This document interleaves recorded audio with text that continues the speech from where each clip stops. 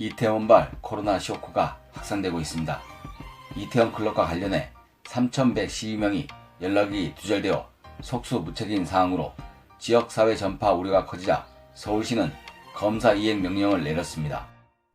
이를 어기면 200만원의 벌금을 부과할 방침이며 인명검사를 실시하기로 했는데도 사람들이 신분 노출을 꺼려 지역 내 전파 우려가 커지고 있으며 11일 오후 8시 기준으로 이태원 클럽 관련 확진자는 모두 95명으로 10일 72명에서 하룻밤 사이에 23명이 더 늘어났습니다. 2, 3일 내에 이태원 클럽 방문자와 접촉자에 대한 검사와 격리 조치가 안되면 서울을 중심으로 한 2차 대유행이 벌어질 수 있기 때문에 방역당국이 검사를 호소하고 서울시가 익명검사 카드까지 꺼내들었지만 실효성에 한계가 있다는 지적이 나옵니다.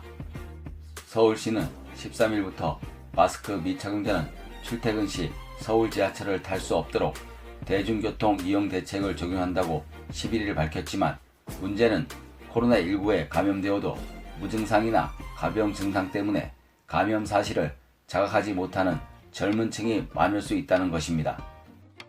코로나19 확산을 성공적으로 억제한 것으로 평가받는 한국, 중국, 독일에서 재확산 우려가 커지면서 예방의 역설이 나타나고 있다는 경고가 나오는데 극단적인 상황은 피했기 때문에 오히려 시민들이 방심하게 된다는 것입니다. 코로나 백신이 개발되지 않은 상태에서 경제 재개를 위해 사회적 봉쇄 조치를 완화하는 것이 어렵다는 점이 입증되고 있다는 평가가 나오며 경제 회복에 대한 자신감이 영영 꺾일 수 있다는 불안감이 증폭되고 있습니다. 이태원 클럽발 코로나19 재확산 우려 때문에 학년별 등교가 일주일씩 미뤄지고 확산 추이에 따라 추가 연기 가능성도 배제할 수 없습니다. 이틀 뒤면 등교에 대입 준비를 할 수 있을 거라 생각했던 고3과 학부모들은 혼란에 빠졌는데 교육계에서는 1학기 전체 원격 수업이나 가을 신학기제 도입도 고민해야 한다는 목소리도 커지고 있습니다.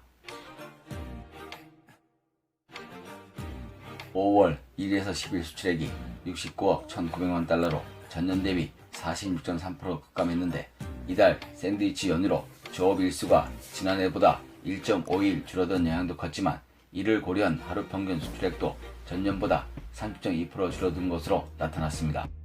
반도체 17.8%, 휴대전화 등 무선통신도 35.9%나 감소했지만 수출 견인차 역할을 했던 석유 제품은 마이너스 75.6%, 승용차는 마이너스 80.4%로 초토화되었습니다.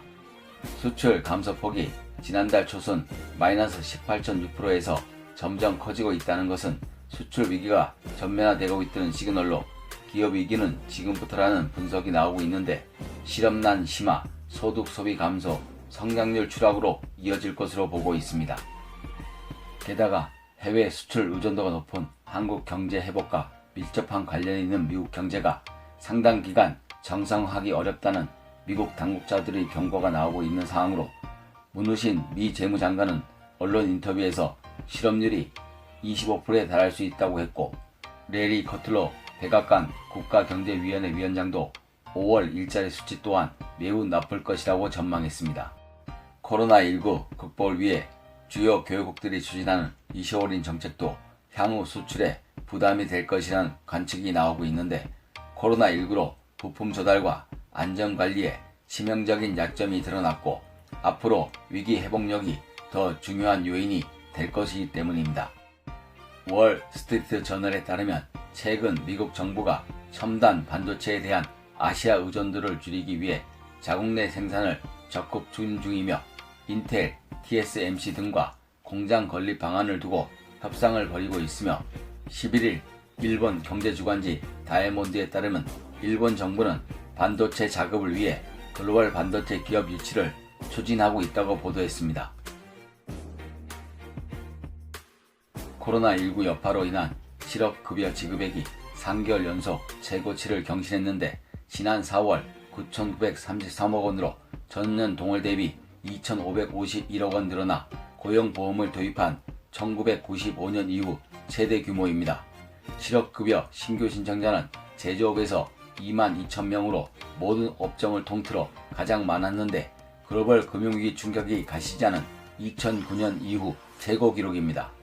총 수급 인원도 66만 1000명으로 전년 동월 대비 25.19% 증가했으며 5월부터 매달 1조 원씩 실업급여가 늘어나면 10월이면 올해 편성된 예산 9조 5천억 원이 고갈될 위기에 처해 있습니다.